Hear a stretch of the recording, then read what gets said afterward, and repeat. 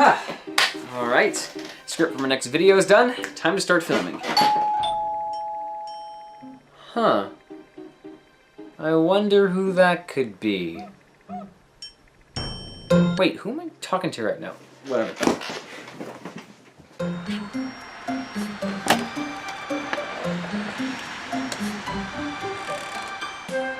What, the professor? Cunning or skillful act intended to deceive or outwit someone, or item that is out of the ordinary and gives great pleasure. You mean trick or treat? I know what I said. Now give me some tooth-decaying chocolatey type foods. Wait, hold on. Why are you even trick-or-treating in the first place? Besides, don't you technically live here now? To tell you the truth, my place of residence is a bit vague, even to me. Well, go TP someone else's house. I got a video to shoot. Can I at least analyze your butterfingers?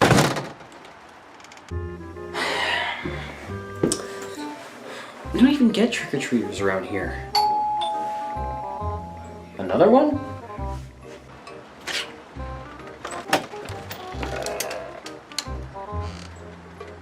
Oh, it's you. Do you have any candy? Comfort Penguin, I don't have time for trick-or-treaters. I have to shoot my next review. What do you even need candy for anyway? I'm a comfort penguin. I need comfort food. But you're just a giant plush doll. We gotta eat too, you know. Sorry, but I gotta go. There's a 7-Eleven down the street from here. They can hook you up. Are you showing signs of prejudice against penguins? Daggone it! I can never get anything done around here. Won't somebody just give me a break for once? For crying out loud! For the last time, I don't have any candy, so take your little grocery bag and mooch off of someone else's property.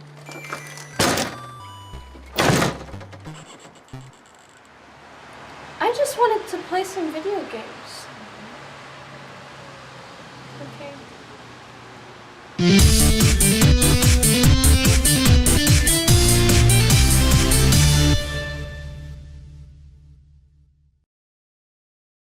Okay, I think I can actually start filming now. Anyway, oh, hello! Welcome back, everybody! So, it's Halloween again, and like most other people my age, I'm either partying with friends, vandalizing private property, eating all the candy in the bowl before the trick-or-treaters can come to the house, or doing absolutely nothing.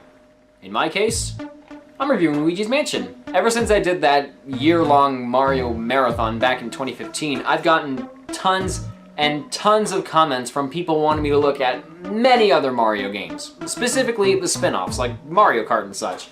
And if you're wondering why I still haven't gotten to those games yet, it's not because I never wanted to or wasn't planning on it. I just wanted to focus my time on other games. And also this. But seeing as how it is Halloween, I figured this was the perfect time to give Luigi's Mansion the attention it deserves. I mean, it's great.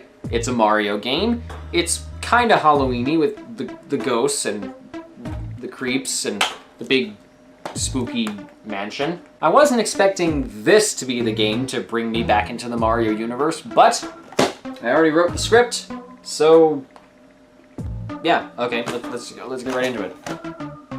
Let's do it! Mario. It's always nice to go back and revisit some familiar territory, not including the 2 revisiting episodes I made on Super Mario Maker and Super Mario 3D World.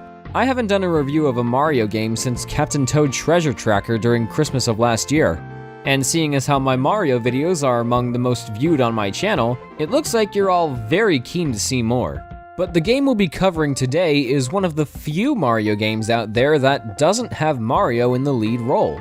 Instead, the spotlight is put on his younger brother, the easily scared but big-hearted Green Thunder himself, Luigi.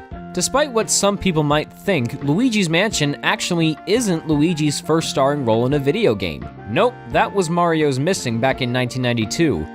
Or 1993 or 1994, depending on the console. In the game, Luigi travels all around the world returning stolen artifacts to their rightful places so that Bowser won't be able to sell them to buy hair dryers that he's gonna use to melt Antarctica and flood the world. Wait, that's the actual story? Okay, that's just weird even for Mario standards. Oh, and here's some random trivia. The NES version of Mario is Missing was developed by Radical Entertainment, who also made a few Simpsons games and a handful of Crash Bandicoot games. Specifically, Tag Team Racing, Crash of the Titans, and Mind Over Mutant.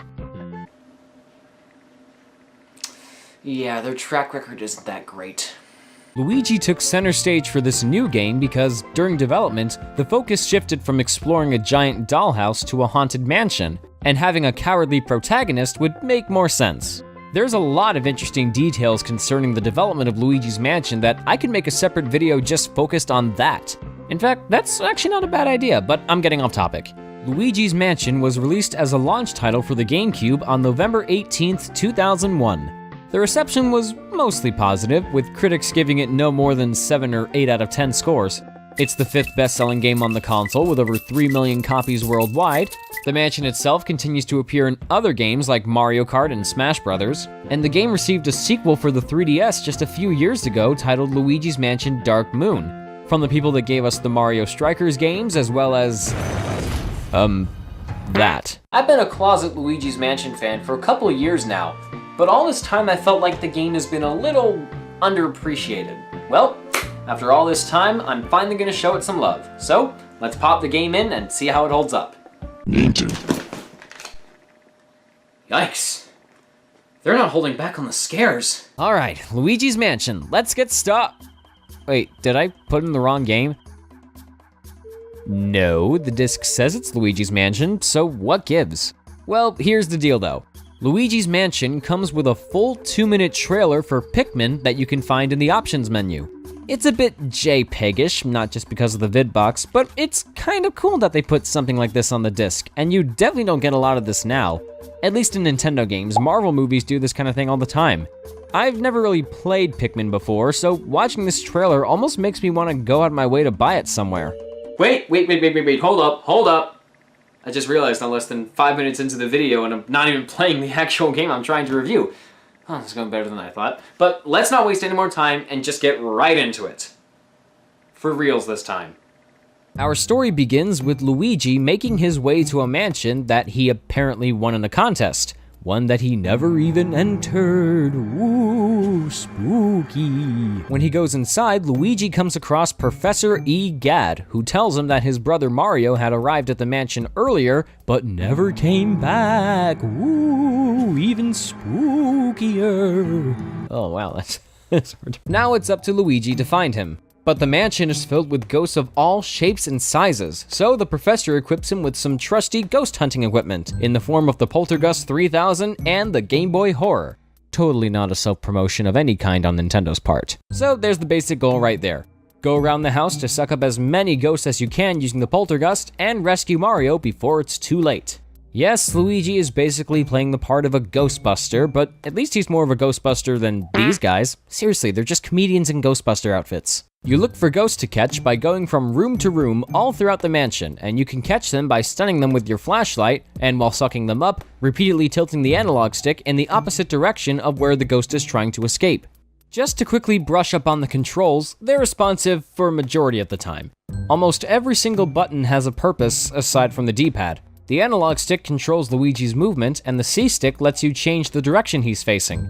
The A button opens doors and examines different objects, and standing still while pressing it has Luigi call out to Mario. Mario!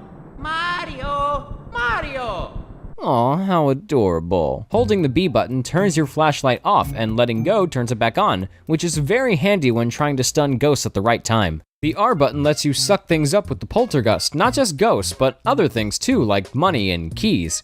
The X button pulls up the Game Boy Horror, letting you examine things from a first-person perspective. Using this to examine certain ghosts could even give you hints on how to catch them. And examining other things like this mouse hole can lead you into a secret room where you can get a bunch of money. The Y button opens up a map of the entire house. It shows you what floor you're on, what rooms are locked and unlocked, and if you've caught any ghosts in those rooms or not. The Z button opens up your inventory, giving profiles on whatever special ghosts you've caught, and showing you how many special items you've collected throughout the game. And along with changing Luigi's direction, tilting the C-stick up and down changes the angle of your flashlight and vacuum. This is where the controls start to confuse me a bit.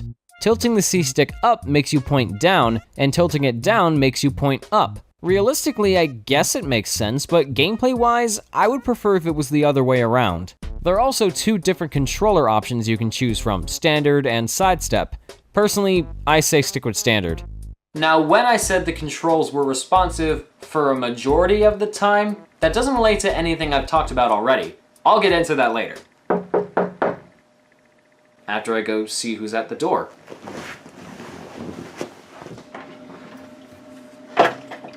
Hey, Mark. Audrey! Hey!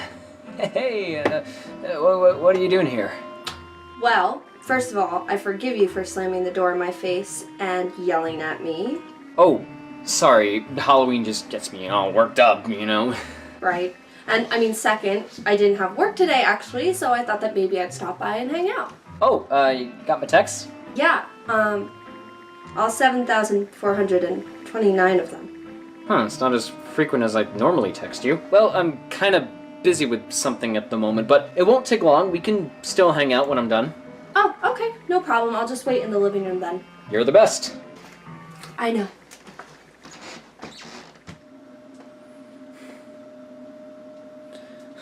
Yes, I do have friends. Now, what was I talking about before? Ah, well, let's just move on. When you're not catching ghosts, you may find some cash.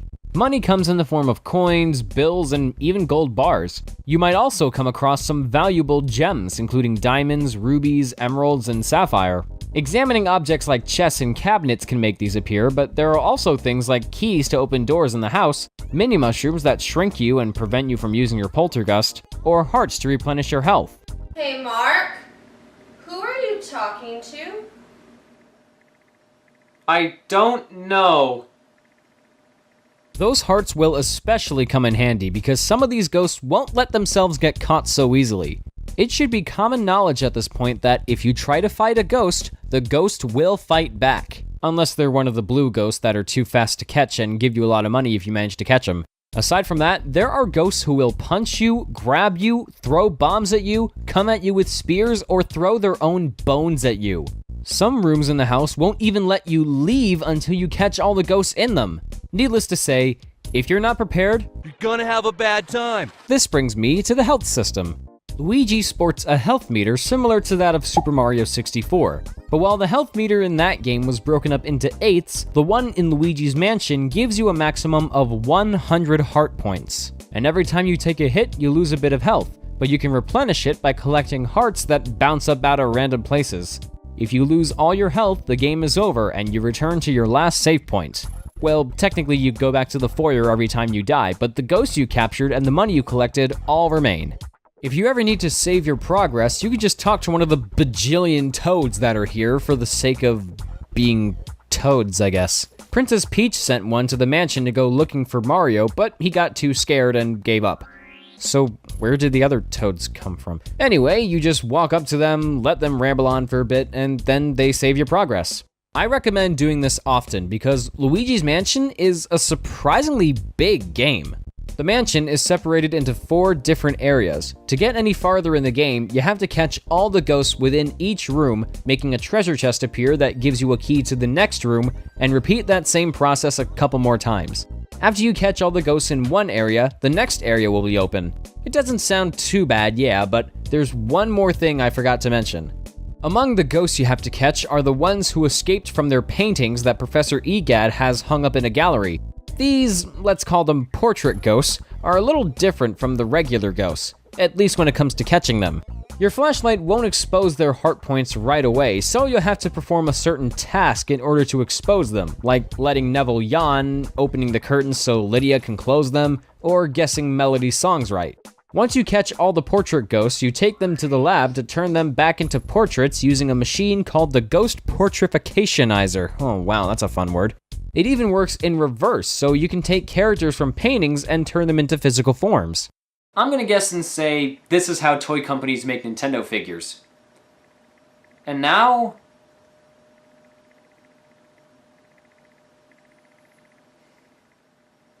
somebody needs to make it happen. portrait ghosts are just a little more annoying to catch than normal ghosts. There are always those moments when you have a ghost on the ropes, just to have them break away when their health goes down to just 1 heart point left. And with the portrait ghosts, it's not much better. Sure, they're all unique in their designs and character traits, but when they throw you a curveball, they can either come off as really charming or completely obnoxious. I should know a thing or two about obnoxious. I can never figure out how to catch these 2 ghosts dancing in the ballroom. It just seems random every time I play it. This hide and seek game you play with the twins is a real pain in the butt too. You have to find which boxes have the twins in them, but if you get it wrong, you have to leave the room, come back, and try it again. There's no clear pattern as to where they might be hiding. It's completely luck-based, and I failed multiple times throughout each playthrough. But regular ghost and portrait ghosts aren't the only spirits lurking about, because once we get to the second area, things start getting a little interesting. Luigi accidentally releases a whole bunch of boos along with their leader King Boo. Not this King Boo, this King Boo. This thing here, that is not King Boo. This is a Boo with a crown. Nintendo just can't seem to get it right these days, can they? Professor Egad believes that the boos are responsible for Mario's disappearance. And they are. They turn Mario into a painting. Which is kind of ironic, seeing as how he's used to jumping through them. Well, since boos are stronger when they travel in groups, he comes up with the idea for us to catch them one at a time to slowly weaken them. So now, along with catching normal ghosts and portrait ghosts, we have to catch boos too, and there's 50 of them, so watch out. But where do we find them? They're literally all over the place. The boo radar lets us know when there's a boo around, but it only lights up in rooms that have already been cleared of ghosts. If it's blue, then there's no boo. If it's yellow, then there is a boo. And if it's red, that means we're close. They normally hide in parts of the room that can be examined normally. That is, if they don't trick you by letting out a bomb or a boo ball. Catching boos was always one of my least favorite parts of the game. They're harder to catch than the normal ghosts, and they never stay in the same place. Unlike the other ghosts, boos can actually leave the rooms you find them in, and when you go find them, sure, you might be able to catch them again, but sometimes they can flee into a room that you haven't even unlocked yet, meaning you won't be able to catch them until much, much later on. And even that can change sporadically, because boos will sometimes switch locations while you're already hunting down other boos, meaning there's a very strong chance that when you finally get into the room that those boos you tried to catch earlier fled into, they won't be there anymore. Trying to catch the boos can lead to Super Mario Sunshine levels of frustration, but at least you don't have to catch all of them in order to beat the game. And look, you get a shiny gold gem if you do go out of your way to catch them all. I will gladly take this over a stupid postcard any day. Hey Mark, I've been sitting in the room for a couple of minutes now, and you've been talking to yourself. What exactly are you doing in here? Oh, it's kinda hard to explain. Are you memorizing lines for a play? Sure, let's go with that. Awesome. Okay, well, I'll be in the living room if you need me. When do I ever not need you? Oh, stop. Come on, Mika, let's go. So not only are there more ghosts to catch using your vacuum, but the poltergust gets some upgrades too, in the form of the element medals. Once you get them, you can press the L button to shoot fire, water, or ice from your poltergust.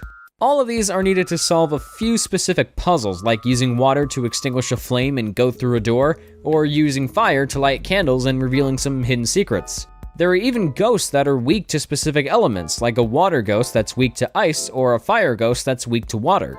There are only 2 things I don't like about the elements, and the first is how they switch out whenever you get a new one. When your vacuum is carrying a fire element, and then you suck up a water element, you won't have the fire element anymore. It's like in Super Mario World, where you have a power-up in the item box, like a fire flower for example, and then you grab a mushroom, but you're already powered up, so that goes in the item box and replaces the fire flower. The other issue I have with them is how I actually use them, but this relates more to a certain boss battle than anything, and that means I had to talk about the other boss battles first. Chansey the baby has a beautifully weird scenario, and the fight itself is a very unique fight, but it can get pretty tedious with how long his fight patterns go on for. Bogmire's fight goes on longer than it needs to because he keeps breaking away so frequently. And then there's Boolossus. This is where my other issue with the element medals comes in, but we're gonna hold off on that for another second because I have to talk about this disaster of a boss fight. A bunch of boos combined together into a giant boo that you'll need to lure into this unicorn statue to separate into smaller boos. Then you have to freeze them using the ice element and suck them up in order to win the battle. But here's what makes it so infuriating. The boos fly all over the place, making them harder to freeze. The camera focuses more on you when there are less boos in the area, not giving you enough room to see what direction the boos are going to fly in from to attack you. And this poltergust is so problematic when firing elements. Sometimes no matter how hard you tap or hold down the L button, it just seems like it fires whenever it wants to. So when a boo comes close enough for me to shoot it, it just won't work. Okay, I'm just gonna say this straight up, all right? Boolossus is not only the absolute worst boss in the whole game. No joke. He's also the worst boss in the entire Mario franchise. Hey, Mark, what's going on? This fight is impossible. What fight? Oh, hey, you're playing Luigi's Mansion. Yeah, but I'm stuck on this boss. I don't know what I'm doing wrong, but I just can't beat him. Here, let me try. What? Yeah. I mean, it's not that hard. You just have... Here, just give me the remote. Give me the remote. Give me the remote. Audrey, I don't think you know what you're in for. This is Boolossus we're talking about. The hardest boss in the whole game. You can't possibly expect to beat him on your first try.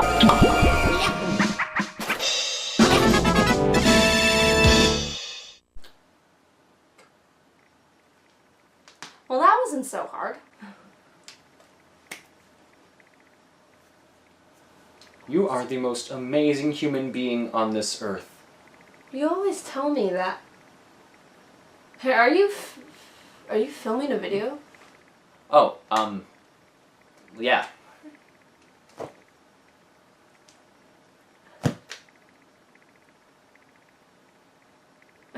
Okay.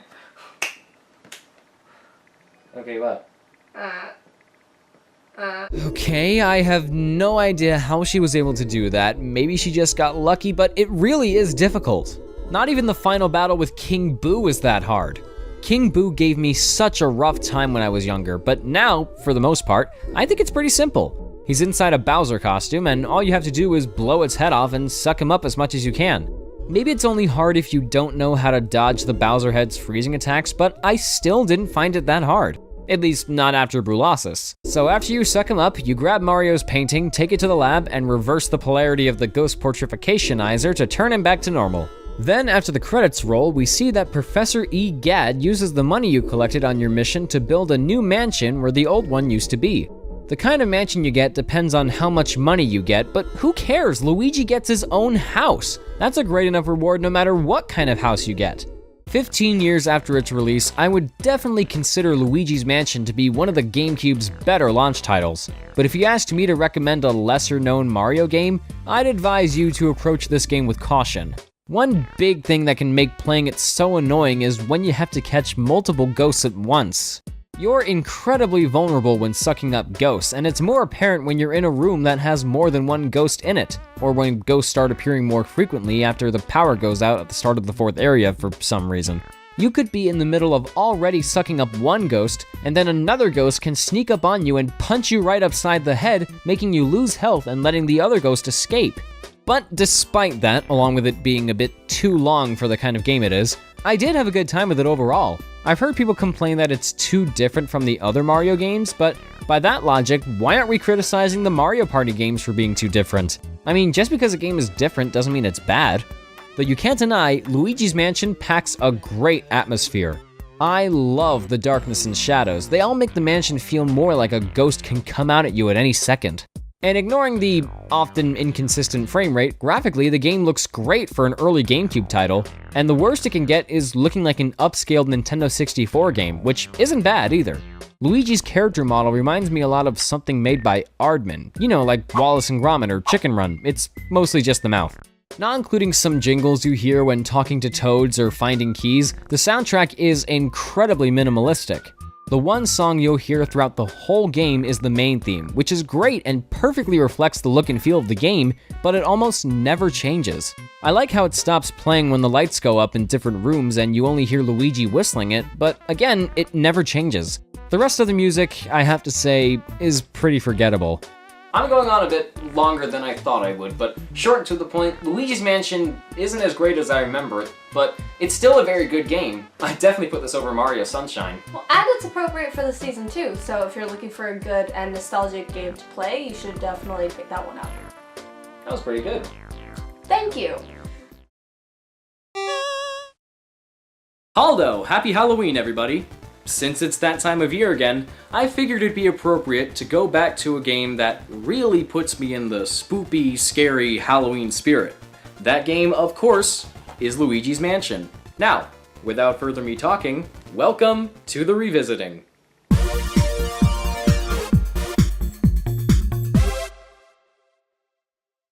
For this video, I'll be covering the 3DS port that just came out not too long ago.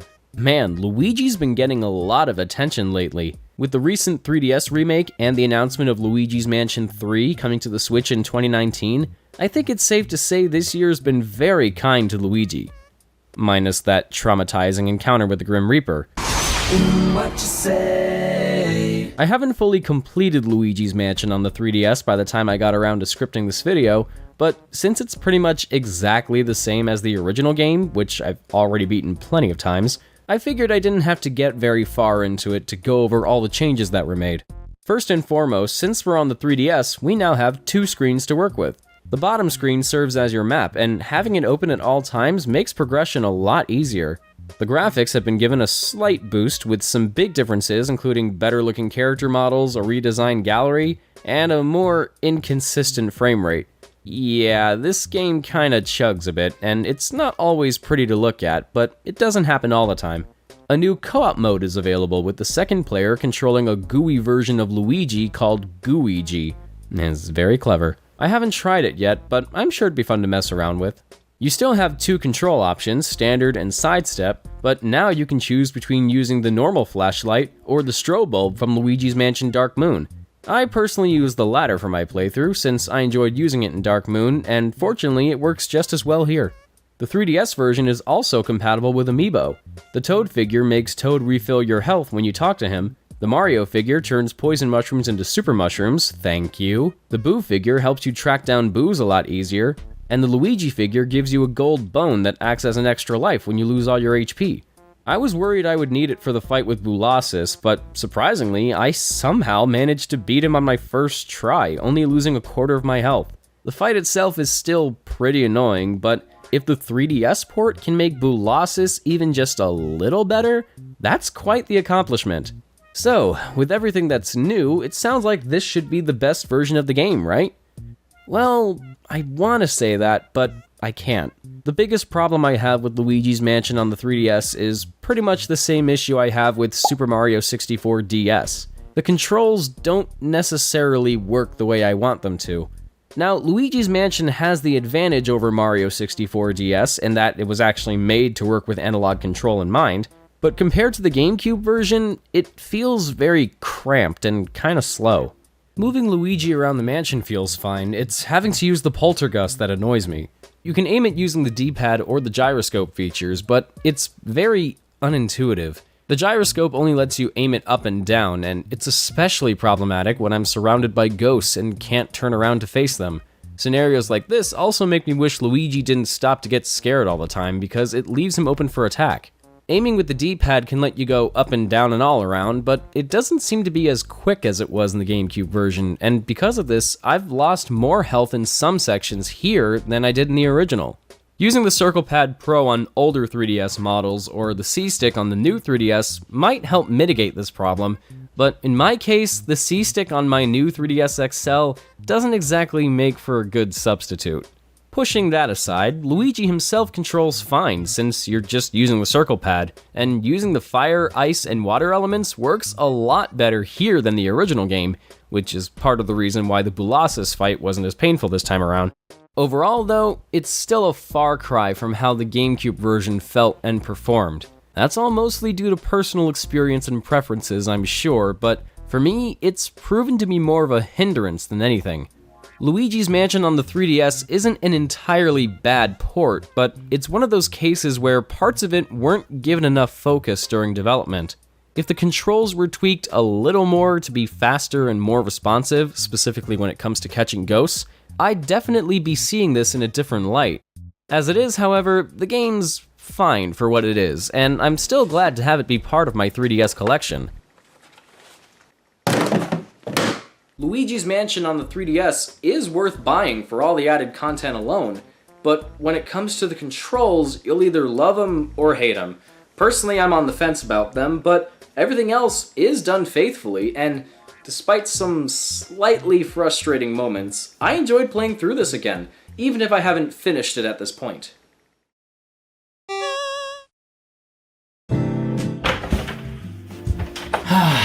Halloween, where kids go trick-or-treating and parents hastily schedule dentist appointments the very next morning. It's been a while since I've done anything big to celebrate, but thankfully I've already got the best possible Halloween-related video ready to go. Thanks for helping me with my costume, by the way, Microsoft. You're welcome. Now all I need to do is film the video. So, let me just pull the script up here and... Well, this is just great. The one time where I'm actually prepared to do a Halloween special, and I sleep through Halloween! I'm sick of making mistakes. Can't I just do something right for once? Screw it, I'm making this a Thanksgiving special. Gobble gobble, let's go.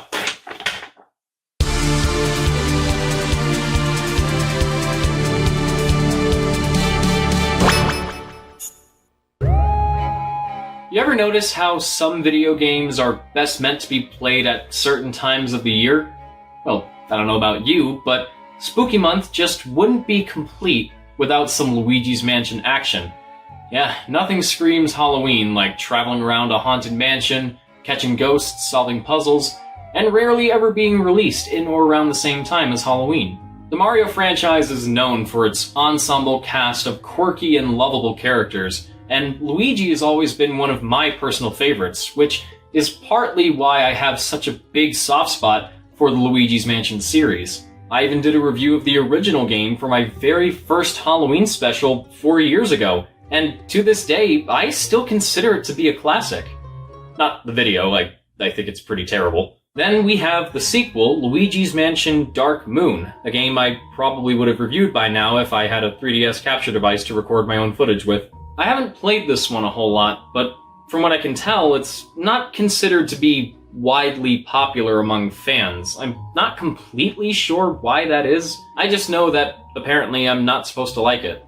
I also know that it was made by Next Level Games, who I guess must have taken charge of the series going forward, seeing as how they've come back to bring us Luigi's Mansion 3, which is technically the 5th game since there was also an arcade game and a 3DS port that everyone seemed to forget about. I still find it weird that they didn't just pull a No More Heroes and port the first 2 games to the Switch before the 3rd one came out, but Nintendo re-releasing older titles in ways that don't really make a lot of sense is something we should be used to by now. But let's finally dig into this game and see what's terrorizing y'all's neighborhood. Mario, Luigi, Princess Peach, and a group of nameless toads have been invited to stay at a hotel called The Last Resort. So it wouldn't really be appropriate to call this game Luigi's Mansion since it takes place in a hotel, but I guess calling it Hotel Mario 2 Electric Spookaloo wouldn't have been good from a business standpoint. The hotel is run by a woman named Helen Gravely, who quickly escorts our Mushroom Kingdom residents to their rooms. Night-night. Night-night.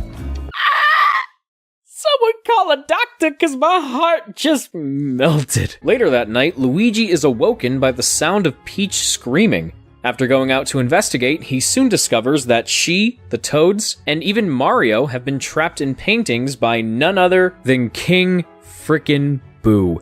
Gravely, it turns out, is a King Boo fangirl and used the hotel to help lure Luigi and his friends into a trap where King Boo could exact his revenge. Gee, who would have thought a character that has the word hell in their name and looks like a purple bride of Frankenstein with the temperament of a wet cat could possibly be a villain? In all fairness, I really do like this character a lot. She has a great design and a commanding presence that I think makes her a legitimately threatening bad guy. Though, at the same time, I feel like she could have been given a slightly bigger role. Like maybe instead of King Boo taking advantage of her loyalty and having her do his bidding, Gravely could use him as a puppet like what King Boo did to Bowser in the original game. That would also tie into her obsession with King Boo, loving him so much that she'd essentially try to become him. Can you imagine being so obsessed with a person that you wanted to try to be more like them? That's just sick.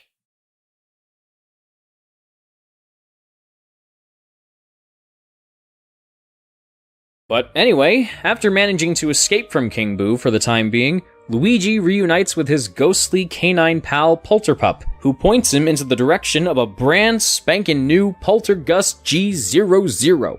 Later, he comes across Professor Egad, also trapped in a painting, and once he gets him out, the two of them make their way to Egad's laboratory.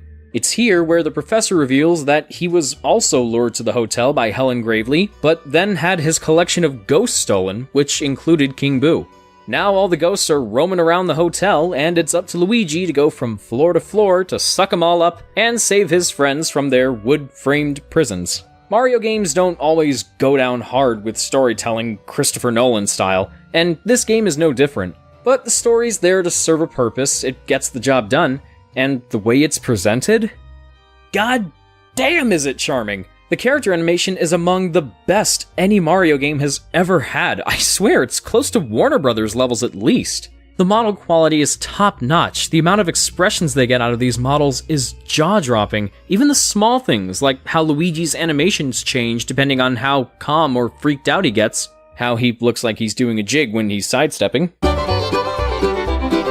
and how they animate Egad's mouth to sync up with the noises he makes. I don't think a Mario game has ever had this much effort be put into the presentation. Luigi's Mansion 3 obviously looks wonderful graphically speaking, but I love how the music in the opening changes based on which characters you're talking to.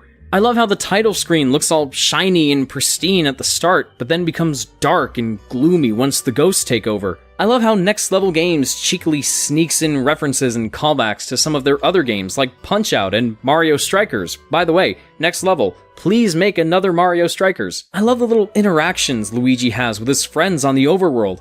That toad just got stuck behind the table, and that one legitimately just killed himself. Egad, what the hell are you doing? There's clearly a lot to talk about with the attention to detail on display here, but on the audio side, this game might have also given us Charles Martinet's finest performance as Luigi. I don't think he gets nearly enough credit for the work he's put in over the past 30 years. It's not just getting up in front of a microphone and going, woohoo, and hey-ah. For what little dialogue there is, Charles breathes so much life into his characters, and it really shines here. Somebody needs to give this guy an award or something. Oh. Well, that'll do. Alright, I think I've gone on about the presentation long enough. It's time we moved on to the gameplay. So, after the second game followed more of a mission-based structure, Luigi's Mansion 3 goes back to how it was in the original, where you only had one mansion to go through, or, in this case, a hotel. But some elements of Dark Moon are also brought back, like the Rainbow Bulb, which is used to reveal hidden objects and release things from within paintings, and the Strobulb, which can be charged up to release a bigger flash that keeps ghosts stunned longer, and can potentially make your friends go blind if you mess around with it for too long. The game is broken up into sections, each one taking place on a different floor of the hotel. In order to get to each floor, you have to retrieve an elevator button related to that floor after defeating a boss ghost, and then place the button back in the elevator panel. Floors are not only dimensionally transcendental like the TARDIS, but within another TARDIS, which has actually happened before. Doctor Who is weird. But they also have their own unique theme. Egyptian tombs, a medieval castle, a pirate's bay, and my absolute favorite, the movie studio. I think I've spent the most time here because the aesthetic really appeals to me, and there's just so much creativity going on here. I love how the movie sets are all in front of blue screens, but then by looking through the camera, you see what the backgrounds are supposed to look like, and solving puzzles by traveling between sets, taking things from one location to another, and using them to interact with the scenery in different ways is very intuitive and fun. Ah, crap. You see what I mean? I've been here so long that my controller almost died on me. This is also where my favorite boss fight in the whole game takes place. Luigi takes part in a kaiju film being directed by this ghost named Morty, but you don't fight him, you square off against a ghost in a monster suit on a miniature city set. As somebody with a deep, burning passion for the art of filmmaking, in particular practical effects, this is just fantastic. And Morty doesn't care who you are or what you're trying to do, he's just a troubled filmmaker who wants to make a masterpiece. Then by the time the fight is over, Morty is so satisfied with the footage that he lets us take the elevator button and secludes himself in the editing room to put his movie together. But let's capture him anyway. I got an achievement for that? Man, that's like if John Wilkes Booth was awarded the Medal of Freedom for shooting Abraham Lincoln. What an odd thing to say. I tried. Well, moving on. Once again, you'll need to use your trusty and somewhat dusty poltergust to suck up ghosts, but not every ghost can be captured in the exact same way. Some of them will have different accessories that make catching them a little bit more involving. Like if a ghost is wearing sunglasses, you'll have to vacuum them up so that the ghost won't have anything to protect its eyes from being blinded by your flashlight. You can also slam ghosts into other ghosts to decrease their health and make them easier to catch. Not to mention, it's pretty satisfying. Smash, smash, smash! If you're traveling with a buddy, you can also use the poltergust to suck them up and fire them at certain spots to do something like break open a glass case, or send them flying off into space! Ooh, look! A giant fan! Sorry, Toad, but the urge is too strong. Goodbye, buddy. Say hi to the others for me. Oh, that was slightly disappointing. The poltergust also has something called a suction shot, which is basically a plunger that latches onto things and lets you pull them. So you can use it to smash up furniture or move obstacles out of the way to uncover hidden passages. Later, by plugging the vacuum into a glowing outlet, you can use the super suction shot and suck up just about everything, including walls. Now I don't know what sucks more, the vacuum or the jets.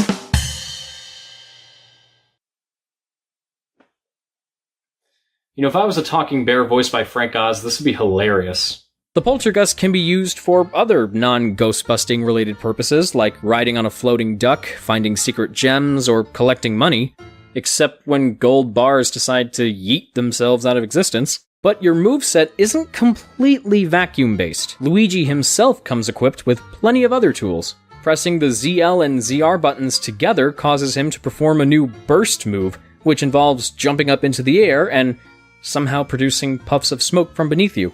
This is good for hopping over carpet bumps, knocking stuff over, and getting hordes of ghosts off your back. I've yet to mention, though, that Luigi isn't going at it alone for this adventure. Next Level must have taken a note from Insomniac Games and decided to have functions be mapped to every button on the controller possible. So by pressing down on the right stick, Luigi can summon his gelatinous counterpart, Gooigi, from this little canister on the back of the poltergust. You may have been led to believe that this is where Gooigi was introduced, but he actually made his first appearance, through some time travel shenanigans on EGAD's part, in the 3DS port of the original Luigi's Mansion. Still forgot about that? I don't blame you. Luigi and Gooigi share the same moveset, and you can switch control between them wherever and whenever you want.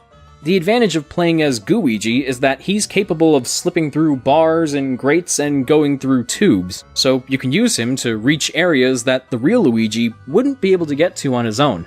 The only problem is, he's not water resistant. He immediately melts and returns to your vacuum whenever he gets in contact with water. He also drops whatever item he's carrying, like keys or elevator buttons, when he disappears, so the item doesn't automatically go to Luigi. Not the most annoying thing in the world, but having to go and get it again can be a little irksome here and there.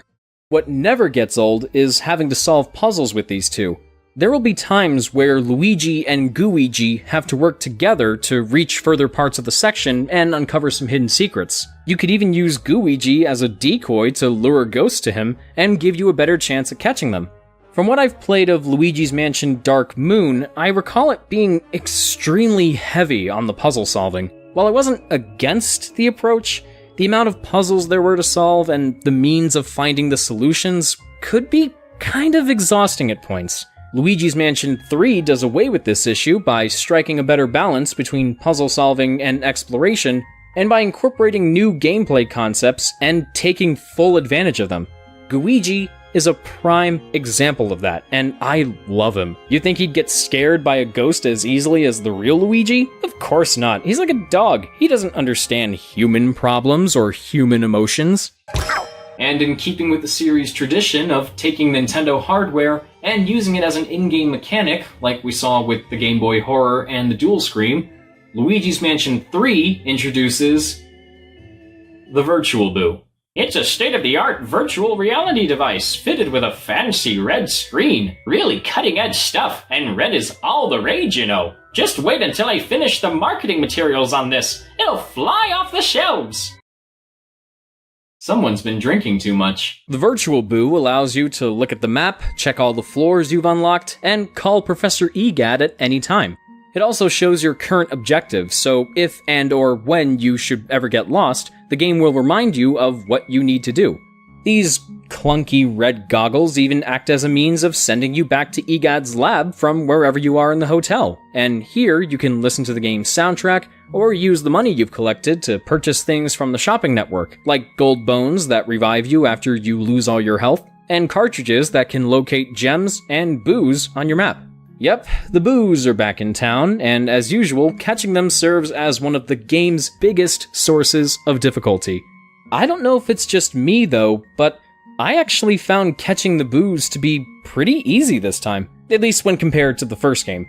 I remember how they used to be so quick to escape and move to other rooms, which would suck if it was a room you couldn't get to yet. Here, they only show up after you clear a floor, and they stay on that floor once you find them. All the doors are unlocked too, so it's not too hard to reach them when they move to a new spot. What else makes them easier to catch is that all you have to do is stun them with your dark light, suck up their tongues, and then slam them repeatedly. But you'll only know where a boo is by watching your poltergust shake and feeling your controller vibrate. This is where I would start to struggle, cause I'm just not that good at recognizing these speeds. For me, the boo radar in the first game had easier patterns to spot with how the light would change color. Then again, catching all the boos in the first game doesn't give you a flashlight with a boo face in the bulb. Yeah, this game wins. That's quite an accomplishment. If Luigi's Mansion 3 is able to make even the process of catching boos slightly less tedious than it was before, it's doing something right. I even looked forward to the boss fights. There's so much variety to them. No two bosses are exactly the same. Some can be a breeze, while others are a little trickier, but they're never too easy or too hard. And I like how each fight sort of forces you to pay attention to their attack patterns. I admittedly did find the inclusion of a piano-playing ghost kind of funny, since we already had Melody in the original.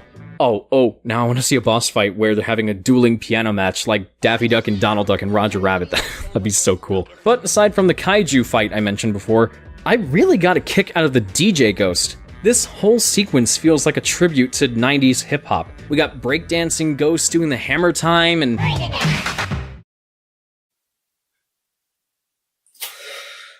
Well, at least there are no Fortnite dances. So, as you can imagine, I've had a pretty great time playing through Luigi's Mansion 3. But as enjoyable as my experience has been, it still wasn't without its fair share of setbacks.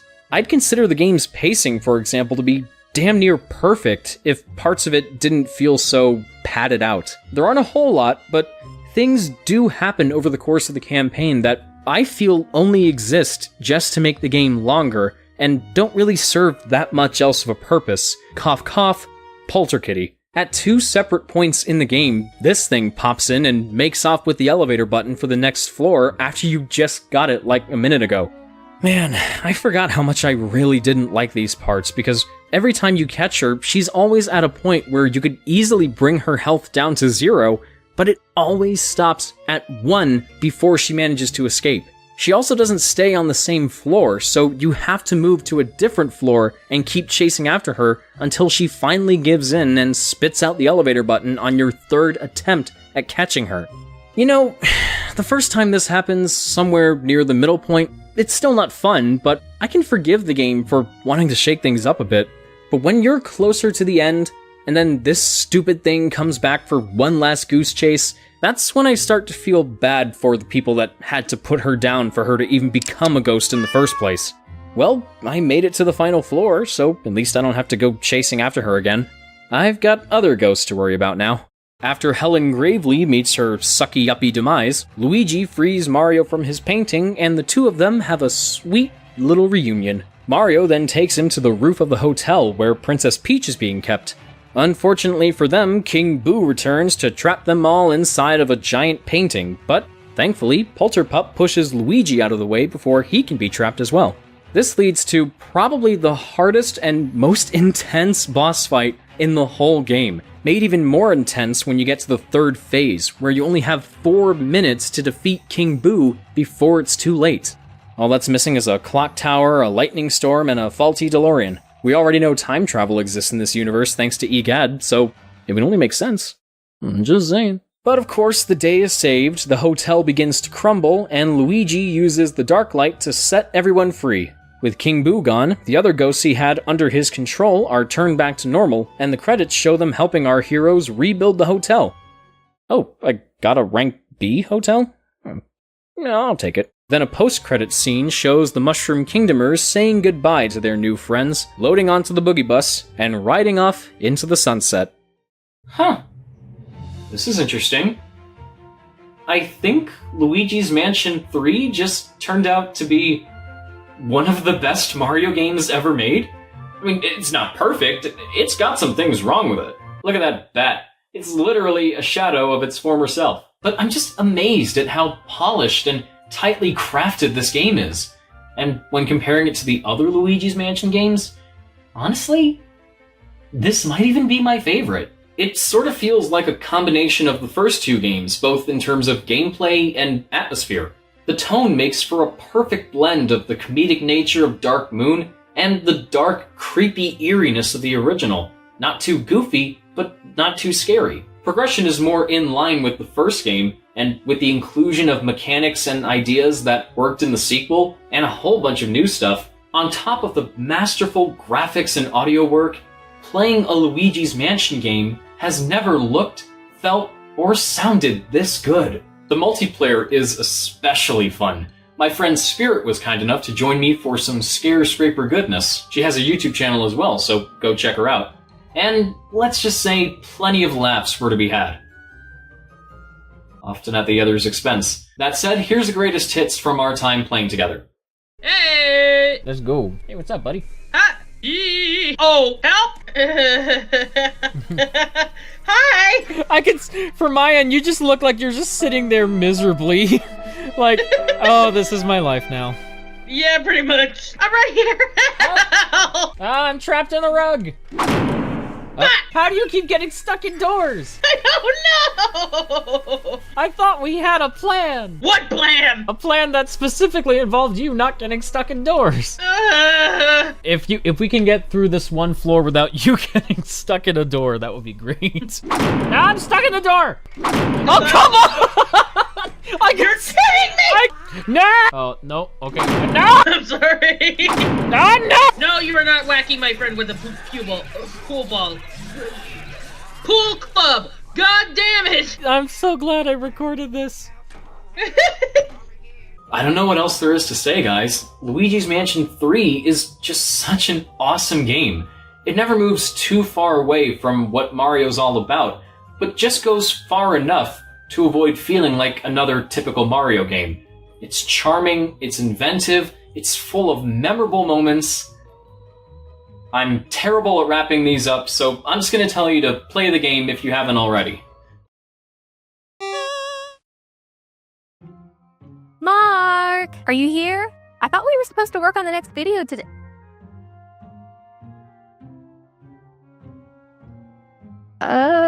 Did you draw that? Yes, I did. Why? To break the ice. But why that? Well, it worked for the guys that made Luigi's Mansion 2. Explain. Okay, so apparently during one of their earliest meetings with Nintendo, neither group could speak each other's native languages, so one of the people there just decided to draw a happy sack on the whiteboard, and Everyone else thought it was funny. True story. Huh. That's interesting. So, are you gonna erase that, or...? Luigi's Mansion 2. Okay. Yes, I'm aware that another Halloween has come and gone, but despite us missing out on what is objectively the most overrated time of the year, Ooh. we're not going to let that stop us from jumping back into the world of Luigi's Mansion. And I didn't realize until now that this series has been the subject of every Halloween-adjacent video I've done over the past 9 years. My very first Halloween special back in 2016 was all about the first game. Then I talked about the 3DS version in a revisiting episode back in 2018, and then I reviewed Luigi's Mansion 3 back in 2020. But not including the arcade game that was made by Capcom of all people, Luigi's Mansion 2 was the one I've been holding out on for the longest time. Obviously, the main reason why we're finally getting around to reviewing this game is because it got an HD re-release for the Nintendo Switch this past summer, but the original 3DS game has been near the top of my bucket list for God knows how long. And this neglected little teenager right here is what's kept me from reviewing it. For years, I've had to limit how much I could talk about 3DS games because I've never had the means of recording my own footage. But if you've seen my Super Smash 3DS Revisited episode on Super Mario 64, you'll know that's no longer the case. So, in the words of any celebrity having an affair, there's no problem a shitload of money can't solve. I remember when this game was first announced at E3, may it rest in peace. It was 2011, I was 14 years old watching Nintendo's press conference on G4, may that also rest in peace, and I was already completely sucked up into the 3DS hype, but to see that it was getting some Luigi's Mansion action at some point in its future was enough to make me scream, "There's gonna be a Luigi's Mansion 2!" I was very easy to excite back then. You know, considering how the GameCube was originally designed with stereoscopic 3D capabilities in mind, a sequel for the 3DS actually makes a lot of sense in retrospect. Although Nintendo themselves weren't directly responsible for this game, however, the bulk of development this time around was handled by our good friends at Next Level Games, the same team that gave us Mario Strikers. By the way, when I said this in my Luigi's Mansion 3 review, Please make another Mario Strikers. I didn't mean this. I should have been more specific. But after Luigi's Mansion 2 was first unveiled to the public in the summer of 2011, it ended up getting grouped into the Year of Luigi celebration with a bunch of other Luigi-centered games, so it wasn't officially released until 2013.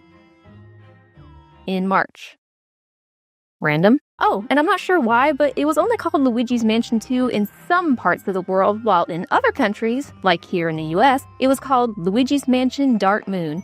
Were they just worried that a numbered sequel would be too alienating for newcomers? Well, the HD version retains the number, so we're just gonna call it Luigi's Mansion 2 from now on. It's a good thing there even is a Switch version now, so that I can play this game without having to borrow my brother's copy, which is how I was able to record the 3DS version in the first place. The last time I remember trying to play it was maybe 8 to 10 years ago, but now that I've actually beaten it, how does it compare to the first game? Well, after the events of the original Luigi's Mansion, Professor Egad presumably took up residence in this place called Evershade Valley to continue his ghost research. What brought him here to begin with, however, was the titular Dark Moon, which has mysterious pacifying effects on all the ghosts in the area. But while he's in his laboratory working alongside some friendly green ghosts, King Boo suddenly arrives on the scene and uses the power of his crown jewel to destroy the Dark Moon, causing a thick purple fog to completely engulf the valley, and killing all the good vibes as every ghost turns bad. Meanwhile, Luigi's at his house, presumably one of the lower-ranked mansions from the first game, doing his best impression of my dad watching football. But he's soon woken up by some strange sounds coming from his TV, and Professor Egad suddenly appears on the screen. But before Luigi can react appropriately, the professor uses a new and largely untested invention of his called the Pixelator to pull Luigi through the TV and into Egad's bunker. The professor then tasks Luigi with traveling across Evershade Valley and capturing all the ghosts because, in his own words, Luigi is the best and only ghost wrangler he knows. So, unfortunately for Luigi, he doesn't really have a choice. As for the Dark Moon, well, after King Boo shattered it into pieces, each fragment became corrupted with dark powers. So along the way, Luigi will also need to retrieve the pieces of the Dark Moon so that Egad can remove the dark energy from them, put them back together, and bring peace back to the valley. So that's the setup, short, sweet, and to the point. But I find it really strange how they play up this mystery behind who could have been responsible for destroying the Dark Moon and taking control of the ghosts, when they already showed us in the beginning. Yeah, and for someone that's supposed to be an expert in paranormal research, why does it take so long for EGAD to figure out that King Boo is the one behind it all? I'd probably buy it if King Boo's portrait was left untouched after the first game, but EGAD admits later that he sold it at a garage sale. So that means whoever bought it off him must have been the one to release King Boo. But I can only assume, since how exactly he got out is never really explained. Was it Helen Gravely? I'll bet you it was Helen Gravely. Hold up. He sold King Boo's portrait in a garage sale?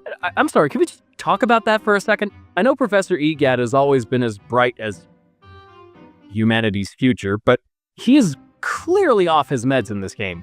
He says he became an authority in the field of paranormal studies after the first game, but keep in mind, this is the same paranormal research expert that forces Luigi into dangerous situations and claims it's to build character, dozes off when he's supposed to be tracking down pieces of the Dark Moon, hires Toads to be his assistants, and then sends them to curate mansions related to their greatest fears, presumably so that he doesn't have to pay them right away.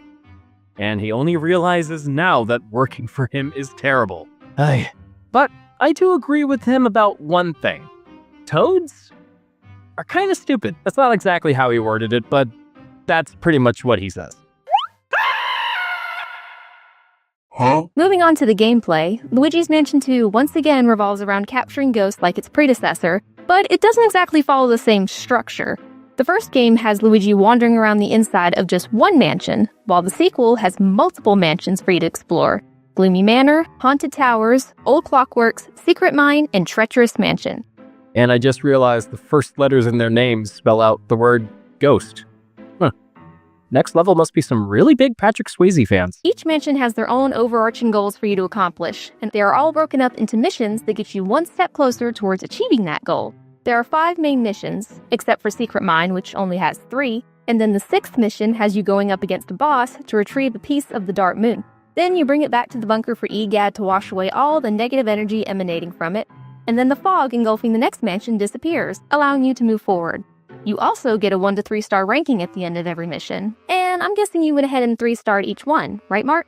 Actually, no. Apparently all you get for beating each mission with 3 stars is another medal on your save file, so I decided against it.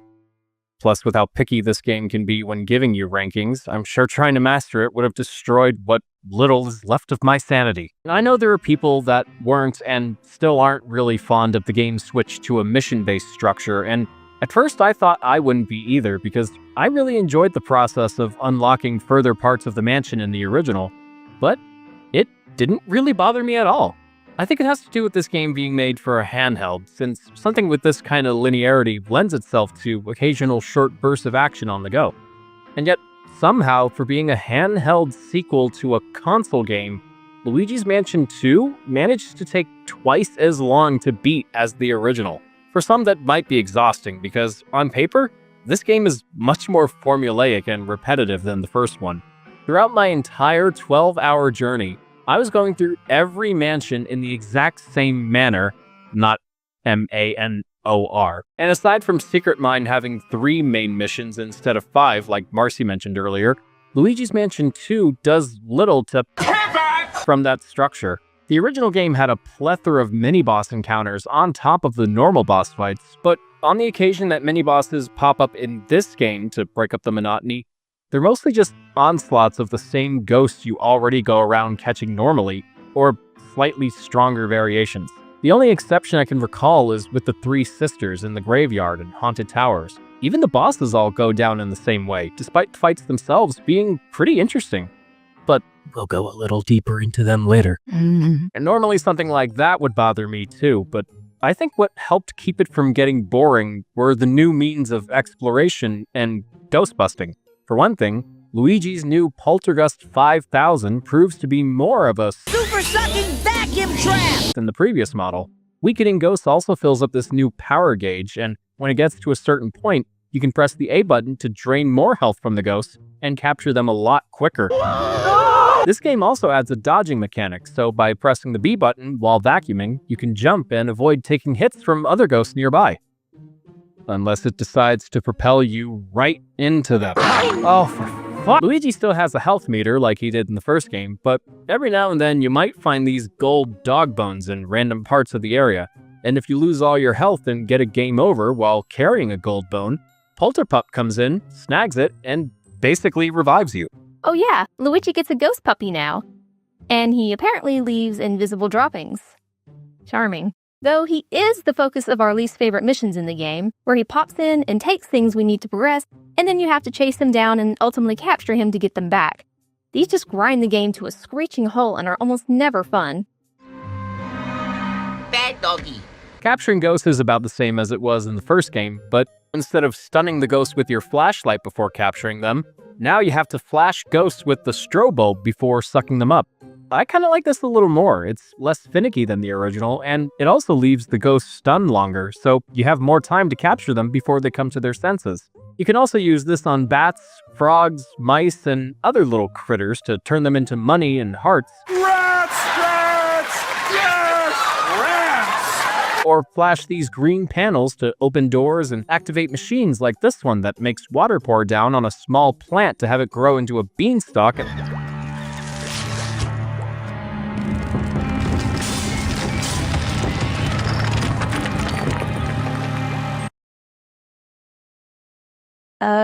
What just happened? I have no idea. Luigi's flashlight also has a new dark light function, which you activate by holding the Y button. This shows you where certain ghosts might have gone, and most importantly, it reveals hidden objects like doors and furniture. But before you can actually make them materialize, they release spirit orbs that you'll have to suck up with the poltergust. And if you take too long, on your next attempt, you have to suck them all up again, no matter how many spirit orbs you might have caught before you missed them the first time. The dark light also overheats after a while, and you have to wait for it to cool down before using it again. But fortunately, there are upgrades you can obtain to mitigate stuff like this. Coins and dollar bills are all back from the first game, but rather than determine which mansion you get at the end like in the original, the money you collect actually affects your progress. It's tied to a level up system of sorts where you unlock upgrades to your poltergust the more money you earn from missions. Not only does this include a dark light that doesn't overheat as quickly, but you also get an extended power gauge that lets you drain more health from ghosts when catching them, and a completely new poltergust model that makes the power gauge charge up faster for a much bigger suck! Oh, and standing in for the Game Boy Horror from the first Luigi's Mansion is a customized original DS model that EGAD nicknames the Dual Screen. It allows Luigi to communicate with the professor from outside the bunker, access an in-game map that shows how many floors are in the current mansion and which rooms need to be reached to complete the mission, and provides a list of objectives to help you keep track of what you're supposed to do. And just like a real DS, you have to keep the screen brightness down so that it doesn't die too quickly. Oh, dark days. Luigi's Mansion 2 gives you a lot to do, and that doesn't just include catching ghosts. This game focuses a lot more on secrets, puzzle solving, and exploration than the first one, and I have to admire it for that. Sometimes you'll find special bonus areas where you have to complete challenges in a certain amount of time to get a reward. You can also find inflatable bulbs that you can grab with the poltergust, then blow into to use them as balloons and float up to higher platforms and move across large gaps. But if you find gold bulbs, you can make coins appear and be rewarded with something if you grab them before they disappear. Treacherous Mansion is particularly puzzle-heavy. It's a museum with uniquely themed exhibits, and it makes great use of these e-gates by having you travel back and forth between the exhibits and use aspects of them to complete different tasks, like grabbing a log in the jungle exhibit, bringing it to the ancient exhibit to light it on fire, then bringing it to the Ice Age exhibit to melt this thick wall of ice, and reaching the far left side of the room to use the dark light and free a toad from within his portrait. Come to think of it, the e-gates might be one of my favorite additions to the game. Secret Mine and Treacherous Mansion are the only areas that use them, but this cutscene showing Luigi using them for the first time is adorable. Oh. Hello. Hello. Hello. Hello. It's so cute. I know. Every other mansion has its own theme and aesthetic as well. Gloomy Manor is the most traditional of them, but then you have a giant botanical garden in Haunted Towers, an abandoned clock factory in Old Clockworks, and a frozen mining shaft in Secret Mine. So it wouldn't really be appropriate to call this game Luigi's Mansion 2 or even Luigi's Mansions, since 3 of the 5 areas aren't technically mansions. But then again, I guess Luigi's Mansions plus a giant botanical garden, an abandoned clock factory, and a frozen mining shaft wouldn't have been as catchy. When I was a kid, I remembered not getting very far in this game because I would get confused as to how to solve some of the puzzles and spend a lot of time trying to figure them out. But whether I was just a lot more impatient back then or if there was something else, most likely the former, this time around, I was able to get through it just fine without needing to rely on walkthroughs. I only used a guide when looking for the gems and finding all the boos, since I figured it would take too much time for me to find them on my own. Yep, gems are back from the first Luigi's Mansion, one of which looks like a plumb bob from The Sims. And while some can be found in more than one mission per area, others are tied to specific missions. These rocks can be very, very well hidden too. I was able to find a few of them based on pure instinct, but then there are some that I would not have been able to find on my own without looking them up online. Same goes for the boos, which also return from the first game, and look really weird when their mouths are closed. You don't have a boo radar letting you know if there are any boos nearby. You just have to pay extremely close attention to the layout of each room and shine the dark light on anything that might be missing. So actually finding the boos is a little harder this time, but I think it can make locating them more rewarding. Meanwhile, the process of catching them is a bit easier, mostly because they don't leave the rooms you find them in now, although sometimes one might get stuck in a piano. And all you have to do is shine the dark light on them, grab their tongues, send them flying around the room, then once their health is low enough, you can suck them up. Then if you catch every single boo in a mansion, you unlock a bonus mission where all you have to do is capture ghosts as fast as you can. I'm glad that the boos still have different names and personalities too. Some are surprisingly self-aware. Some clearly don't like being compared to boos from the first game. Some remind me of old computer games I used to play when I was a kid. I made a boo-boo, yeah. And then you have this one named Parabola, a symmetrical open plane curve formed by the intersection of a cone with a plane parallel to its side. I mean, boo! Compared to the first game, I would also argue this one does a little more to make all the other ghosts stand out too. Not to say the original didn't have any variety in how the ghosts behaved, but most of the time it was relegated to the portrait ghosts and other bosses. In Luigi's Mansion 2, presumably to make up for the lack of mini-bosses, they gave the regular ghosts a lot more character. Greenies are the most common ghosts you'll come across, and they often use everyday objects as weapons, or wear things like welding masks, sunglasses, and buckets to keep them from being stunned right away. Then you've got slammers, big red ghosts that attack you with thunderclaps. Hiders are blue, lanky ghosts that hide in furniture and throw things at you. Gobbers are fat, yellow ghosts that spit on you and don't move when you weaken them. Poltergeists are thin, big-headed ghosts who never shut the hell up. And there are also purple, gooey ghosts that trap you inside them and slowly drain you of your health. But, damn it! Wait, what are these things called again? Creeper?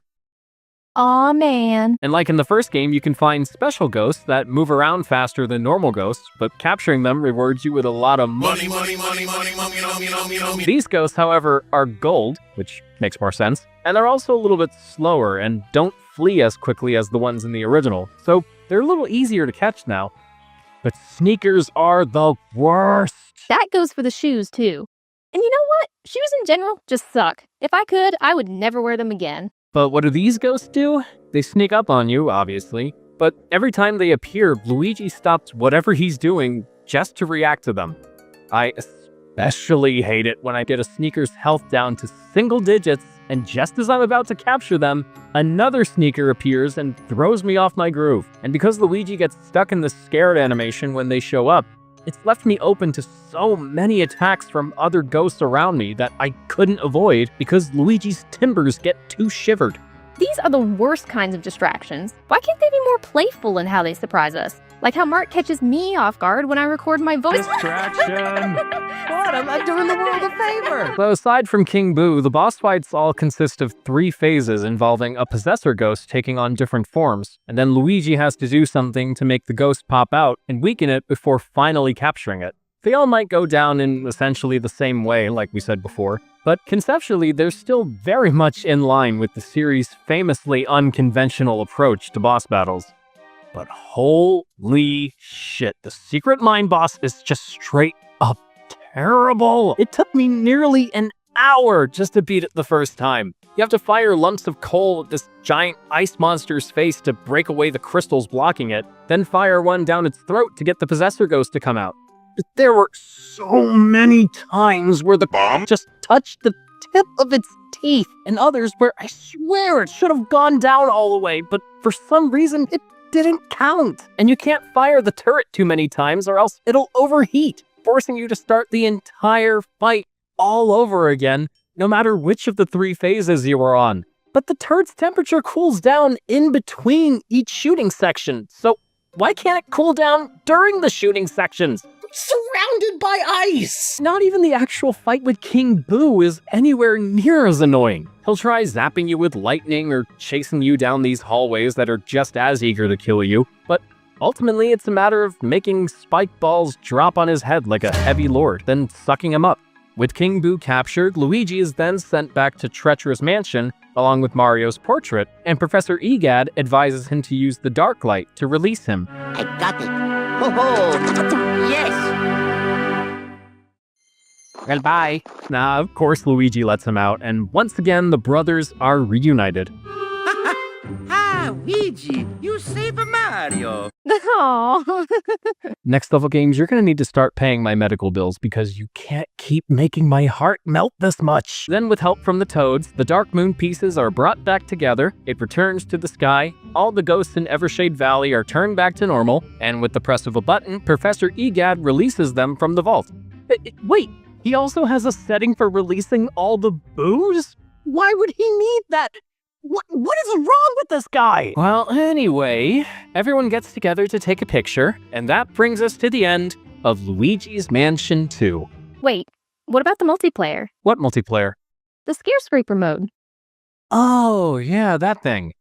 Well, it's definitely there. Nowadays, this game is often considered to be the oddball of the series since Next Level ultimately went back to formula for Luigi's Mansion 3, completely ditching the mission-based structure entirely while still bringing back elements like the strobe bulb and the dark light, which thankfully doesn't overheat anymore. I'm glad I finally got around to beating this game, and despite some of its faults, I had a good time playing it. But it mostly just makes me appreciate the third game more for everything it carries over from this one and improves on it, while also blending them with elements from the first game to give us, in my opinion, the definitive Luigi's Mansion experience. So in general, you could say I respect this game more than I actually like it, but I still enjoyed my time with it. And hey, if Nintendo trusted Next Level Games enough to even make a third one, that's gotta count for something. One thing I will say this game has over Luigi's Mansion 3 is that it doesn't seem to have as much padding, but that's not to say it isn't there. The third game really doubled down on those Polterpup missions, especially by swapping him out with Polter Kitty. Also, what happened to his pupils? Why are they gone again? Weren't they supposed to indicate that he's good? Something I think a lot of fans of the first game took issue with was the fact that Luigi's Mansion 2 has a much lighter and more comedic tone. The original was also mostly lighthearted in nature, but it could also be genuinely creepy and unsettling. This game has some of those kinds of moments too, but overall it's definitely meant to be a little goofier than the original.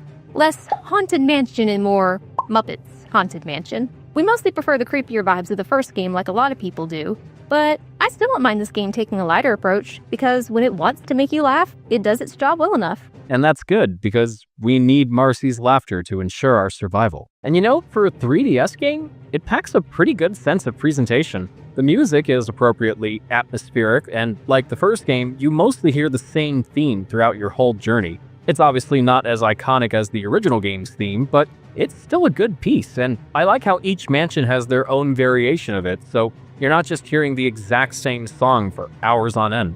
Graphically, it holds up nicely, and the 3D is surprisingly well implemented. I didn't play this game with the 3D on that much, but when I did, it made everything pop without feeling gimmicky or distracting. Depth perception isn't always very good, however, even with the 3D turned on. There were quite a few times where I swear I could have been able to flash some creatures or stun ghosts, but it just didn't work for some reason. And sometimes when trying to grab coins after grabbing a gold bulb, I felt like I should have been able to grab them, but didn't always manage to do so on my first try. But dear God, this game has one of the most inconsistent frame rates I've ever seen. It constantly alternates between 60 frames per second, then 30, then 12. And this isn't an issue with my capture software or the connection. I've tested multiple games with this setup and all of them run flawlessly, so the frame rate issue is very much because of the game. Also, if anyone can tell us what exactly causes Luigi and Egad's models to freeze in the bunker at the start of each mission, please do. It's very unsettling. Well, I really appreciated all the nods to the first game. The map to the mansion is hung on the wall in Luigi's house. The original Luigi's Mansion theme plays in the bunker and is used as Professor Egad's ringtone. Luigi entering Gloomy Manor for the first time plays out exactly like the opening of the first game. There's a big Boo fight in Treacherous Mansion that reminded me a lot of Boolossus. Only it's a lot more tedious. There's even another piano-playing ghost, which I guess is now a reoccurring thing in the series. Pressing directions on the D-pad also makes Luigi say, "Hello," in different ways, and later, after he realizes that Mario's been captured, he'll start calling out to Mario instead, like in the first game. They even reused some of his clips from that game as well. Mario! Mario! Mario! Mario! I also really enjoy doing this in the most ridiculous moments, like when Luigi opens a chest. Mario! I don't think you're gonna find Mario in there, buddy. I love Luigi's characterization here. Apparently the developers took inspiration from Mr. Bean, and you know what? I can see it. He has this bumbling, wide-eyed demeanor, and a lot of his animations are just so cute, especially when he celebrates catching all the ghosts in an area while he has a toad on the end of the poltergust, or when a bunch of ghosts impede his progress and he's just like, hey, come on, what the hell? Sure, he might scream when falling from just 6 inches off the ground sometimes. But everything Luigi does in this game just makes me smile.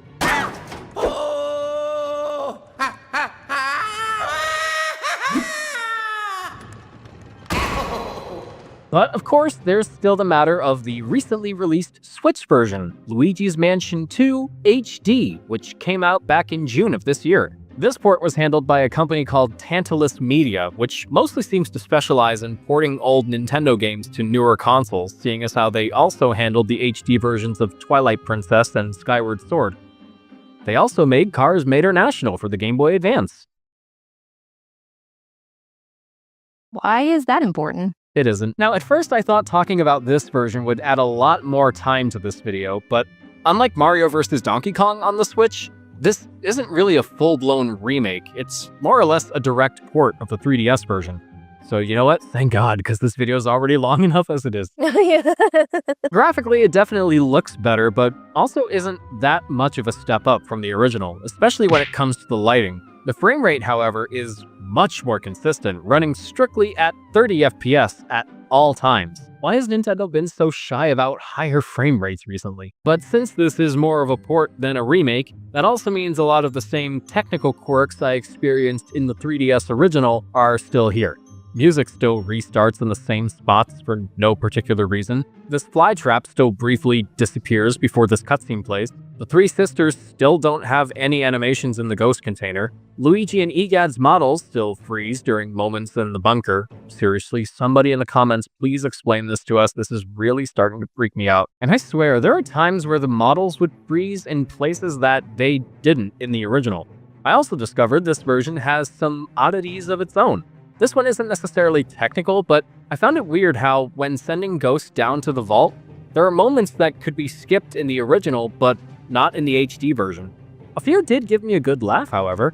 There was one time where I walked into a torch and knocked it over, then it started freaking out on the stairs. On another occasion, I caught two greenies and their shovels got stuck in interesting ways, one in midair and one in the floor, making it move around on its own. But that's nothing compared to the mysterious dancing brick. Oh gosh! Look at it go! Apparently Luigi's allergic to dancing bricks. One time I had Luigi call out to Mario, and that for some reason caused the music to start over. But then I found that if you mess around with the D-pad just before Egad calls Luigi on the dual screen, somehow Luigi will lose all feeling in his left arm and it freezes until he puts the DS away. And it's not just a one-time thing.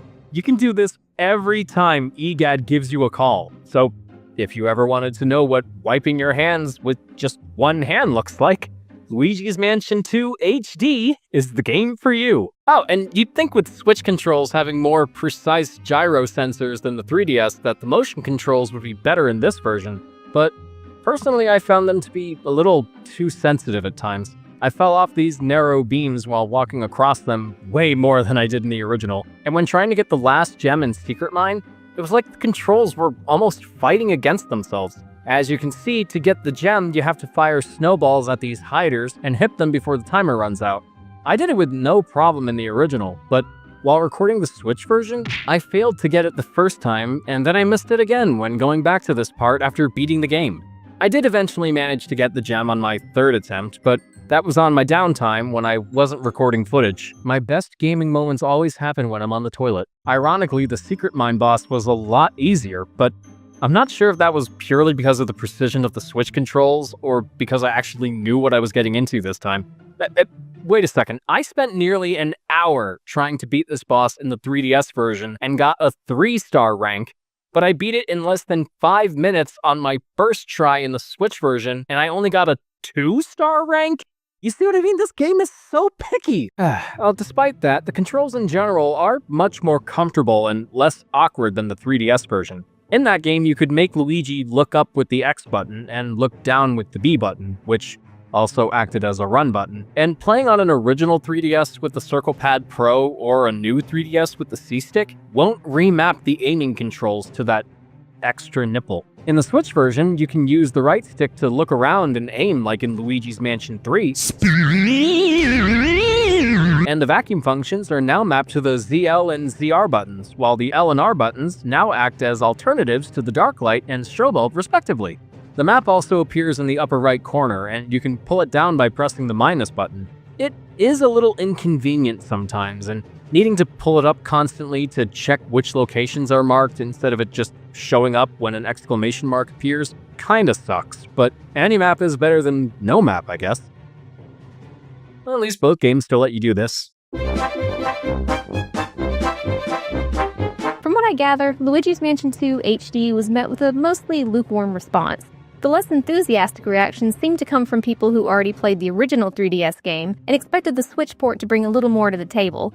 But I think it's nice that people who haven't played it before at least have options. If you want to play this game in its original form and don't mind choppier frame rates, go with the 3DS version. But if you want better graphics, more comfortable yet somewhat overly sensitive controls, and something more readily available, go with the Switch version. You'll pretty much get the exact same experience either way.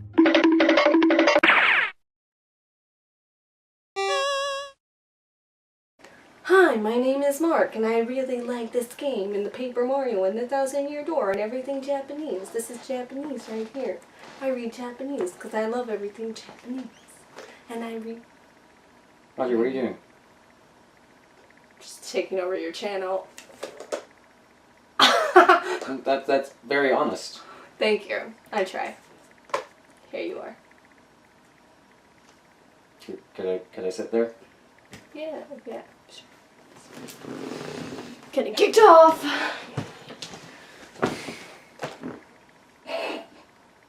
How did you even get in my house? I gotta go. You're just walking over to the chair. No. Okay, I'll go. I'll just leave. Wait. I just wanted to play some video games.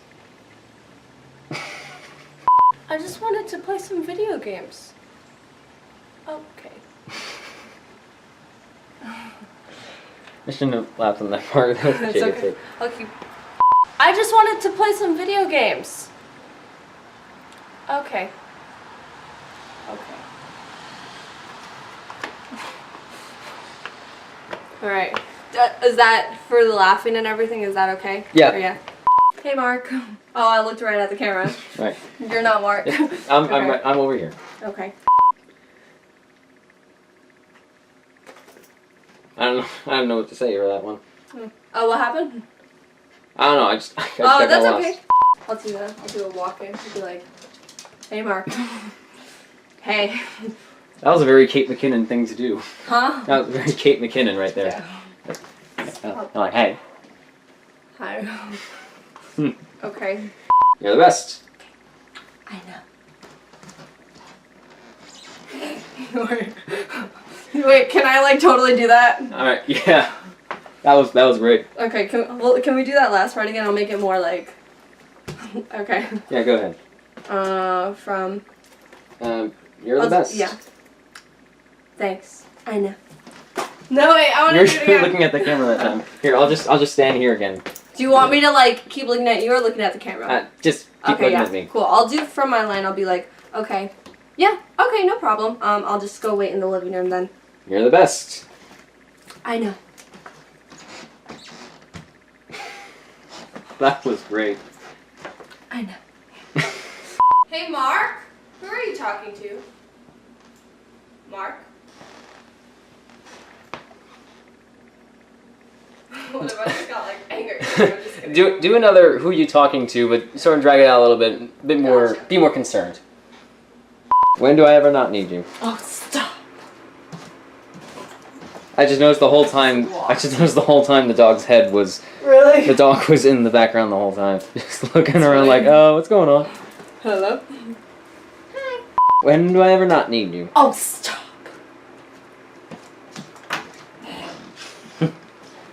Very nice.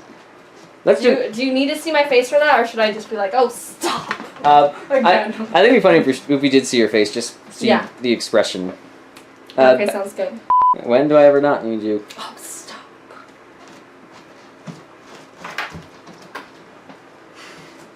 You want to do another oh stop, but like put a little, Yeah, put a little more like you can over exaggerate that a little bit. Awesome.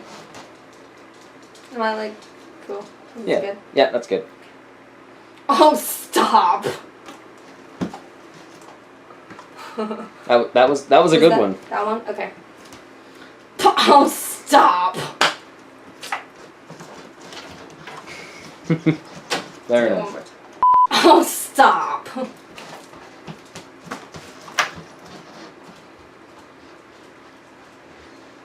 You know what? I just realized the fan was on the whole time. Oh, whoops. Oh, great. Now we gotta do all those again. Oops. That's okay. Whoops, sorry, Nika. Okay. Oh, stop. Come on, Nika. Let's go.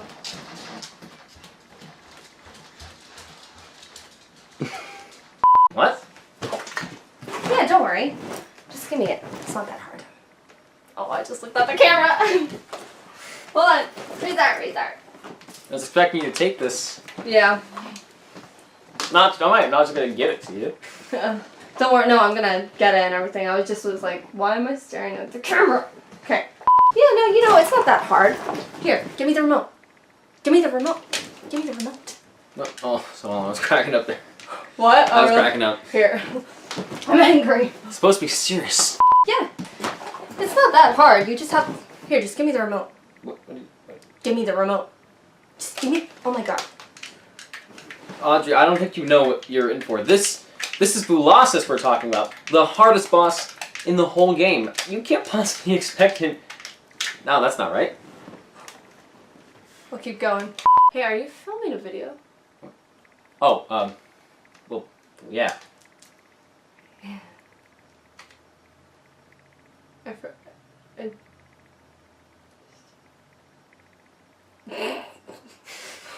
I forget if there was a line after that, so I was gonna say something. I'm like, wait, I don't. Okay. Okay, what?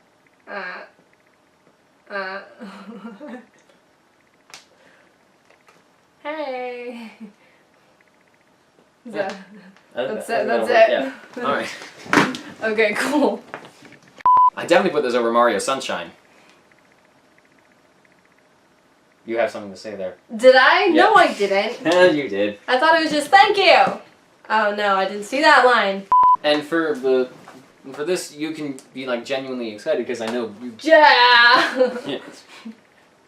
Yeah. That's real method acting. All right. Okay. So if you're looking for a good and nostalgic game to play around Halloween, you should definitely play this one.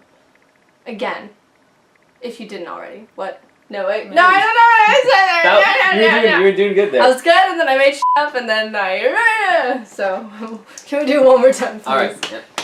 Well, now that's done with. No! That's done and over with. Now, It's okay. no, okay. No, we're good, we're good. Yeah, we're let's do that good. again. Yeah, no, that was good. I have the Japanese version. Let's do it. Awesome. Okay.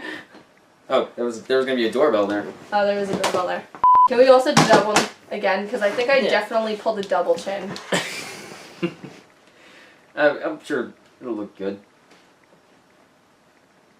Well, I Doesn't can't show up too much on I the can't. camera. Hold on. I can't do the Wait. double chin. Well, no, it's not really like a... I just look like a thumb. Okay. Thumb. Yeah. I'm going on a bit longer than I thought I would, but short and to the point, Luigi's Mansion isn't as great. Shut up! Hey, Mark, what's in the box? Oh, I'm sorry, just moved the camera. Okay. What is it? What's wrong? And why are you quoting Back to the Future? I was afraid this day would come. Oh, actually, you should say, what is it, what's wrong? That sounds good. Wait, no. I'll say, oh my god, and then you'll say, what is it, what's wrong? Then I'll say, he found it, I don't know how, but he found it, and then you can say, why are you quoting Back to the Future? Okay, yeah, that sounds good. That was... Wait. That was a great reaction. Can I like fall to the ground? Like, can we move this over and can I just be like... Oh my god. Come on. No, wait. I think I'll be the... I'll say, you should do that actually. That would be funny. What if I just cried like, I can't. Oh no! Oh no! Things are just falling over. No! All over the place. Tell me you're indestructible. Sure. Just in case. Could I do that? Could I pretend to cry? Alright, I'll scream now and then you'll just pretend to cry. Yeah. No!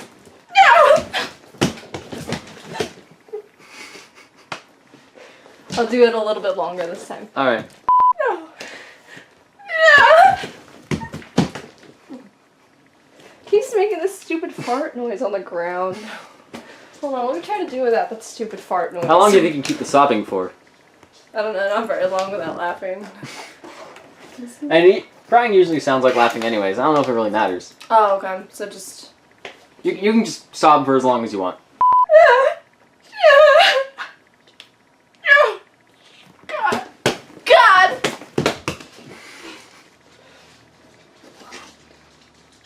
I think we'll work with that. Yeah, cool. What do you want? Hmm? Try patting the other side of the couch. She'll usually climb up. Oh. Never mind. Fine, be that way.